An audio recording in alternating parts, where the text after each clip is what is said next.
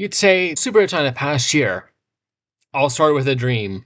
Kamen Rider Zeztz focus on facing your fears, gaining control of your dreams, and not letting go of your dreams. Space Sheriff Gavan Infinity as first season of a brand new era.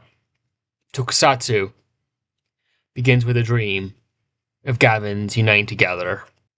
In my novel right now, Marcotier Soveta Nasroi begins with a dream of a dream coming to fruition.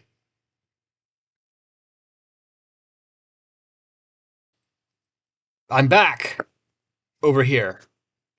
I've been continuing with content since I graduated college in 2022, mainly with my old theme park stuff that I'd started shifting over from Sekai in 2021, and that is called History and Leisure, and has been pretty good with that for the past little while. Because the thing I was a film major, and I wasn't sure what I wanted to do with the industry, and just wasn't really going anywhere over here with the live stream discussions that I was doing about superhero time and stuff. So I was like, let me just throw this on the back burner and do what I'm enjoying doing and hope it goes somewhere. And it's feeling very divided on my direction with that at this point. And I've been working on this, working Marcus and Osroy since 2021. But it was something completely different. It did, in reality, actually start with a dream. With how Kamen Rider Zeztz and Space Sheriff Gavan Infinity both set up dreams as being very important to see where they've come from and where they end. Well, Zeztz is about over right now, the time of recording, and Gavan has already been replaced by a new series, Kakusei Hunter Omegahorn.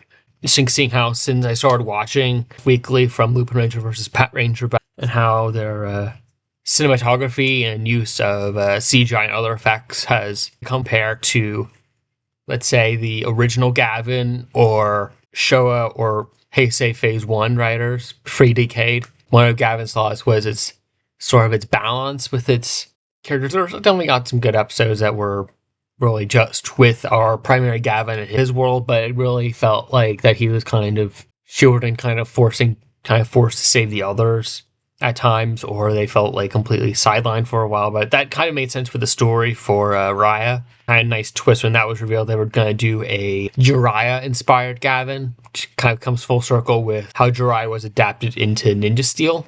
I don't know if that's the reason why they decided to do it that way, but wouldn't be surprised. Kamen Rider Zeztz, this is a big milestone. This is the lead into the 55th anniversary of Kamen Rider and going global with the brand, of how successful it's been.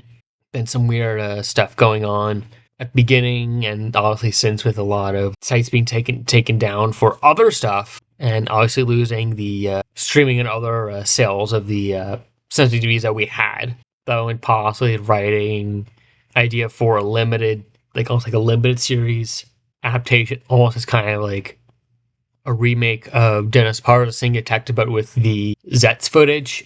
And even before seeing how the first half ends, that was kind of like the ideas there. It gets a lot more insane, and then it ends with Enter the Primary getting shot, and that's how it ends.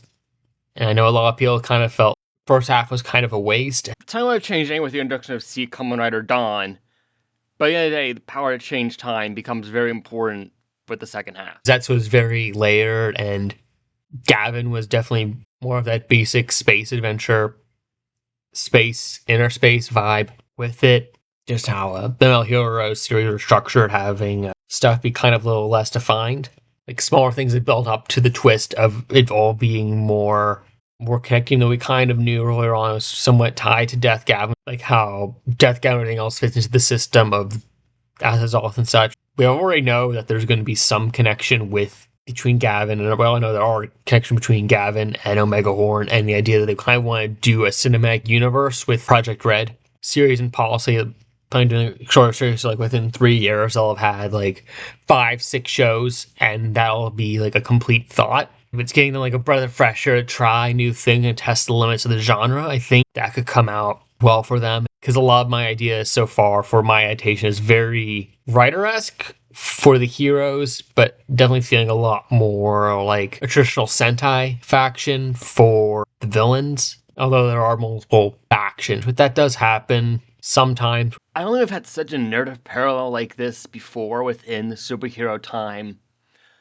block, and I really liked how both shows executed that. Felt that before, but I feel like more confident with how I've written my draft now. Gives the reason that we start when we start meeting everybody on the first day of the new school year. How the stakes get risen immediately by the end of the day. Not sure, probably not gonna have a set schedule for anything over here, but I do have a cool video essay written on the back burner that I might do, and I might do a bit more writing up on some thoughts from Omegahorn and get back to that later on, maybe, hopefully, along with my mice, I guess. Don't expect just Toku or my talking about my novel, because this is Lindsay on story, not just Lindsay on Toku.